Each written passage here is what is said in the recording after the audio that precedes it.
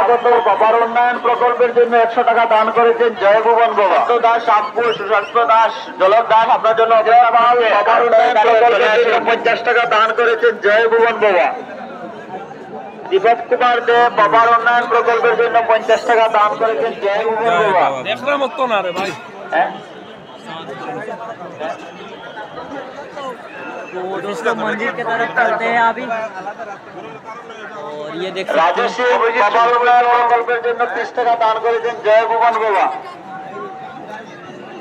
অভিজিৎ শুক্লবৈদ্য আপনার মা দাস বাবার উন্নয়ন প্রকল্পের জন্য 11 টাকা দান করেছেন জয় ভুবন বাবা। আপনার জন্য অপেক্ষা করছে, আপনি অফিসের সামনে চলে আসুন। যিশু দাস বাবার উন্নয়ন প্রকল্পের জন্য 50 টাকা দান করেছেন জয় ভুবন বাবা।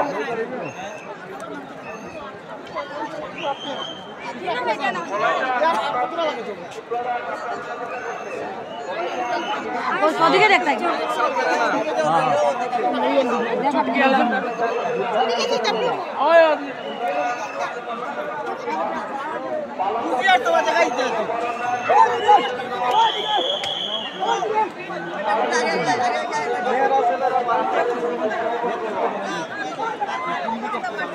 পায়ের মধ্যে